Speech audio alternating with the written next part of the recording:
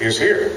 And she's got a wonderful book out called Cowboy Princess. You want to take a copy of that home. She's an absolute darling baby girl and a wonderful part of the Roy Rogers, Dale Evans family. But they had Diane and Gene, and Ina had none.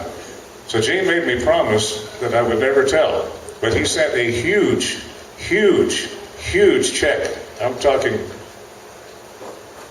5-6 figures to the Texas Boys Ranch every year, and virtually supported those boys down in Texas by himself.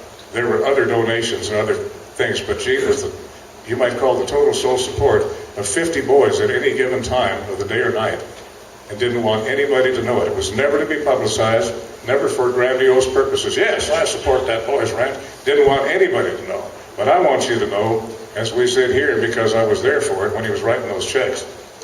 In Holly George Warren's book that Les referred to, which is the primo book, she really did her homework. She worked on this book for years, getting everything right.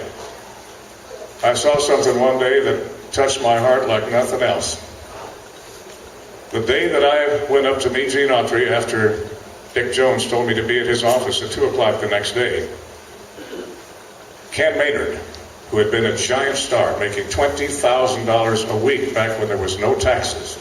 $20,000 a week back in the 30s was a tremendous amount of money. That put him up there with the Rockefellers as far as having big, big money.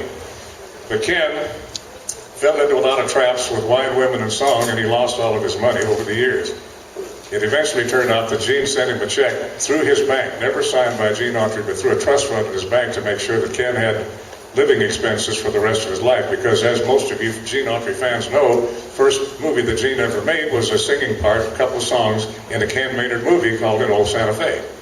And he always felt that he owed Ken Maynard a lot. He idolized Ken Maynard, of course, when he was going to movies himself, watching The Silence and on into the sounding pictures, but he felt that that Ken Maynard movie was his big break, and it was. So he took care of Ken Maynard. But as I was going up to the second story, the back of the Fly Gay building, there was where Gene Autry's office was.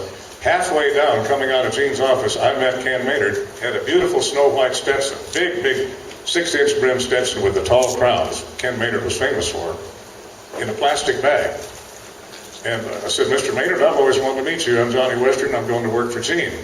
He said, well, son, he said, you're going to be working for a good guy. Shook hands, a big smile, walked on down. So when I got in and started talking to Gene, I said, well, Gene, I said, I just met Ken Maynard in the stairway coming down. He had this beautiful white hat in his hand.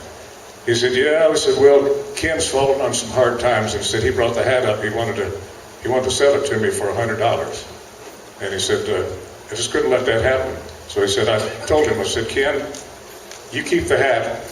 And he peeled off 5 $100 bills and gave it to Ken to put in his pocket to buy groceries or whatever was necessary.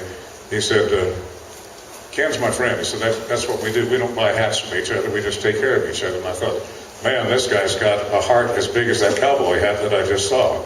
Taught me a big object lesson about Gene Autry right there.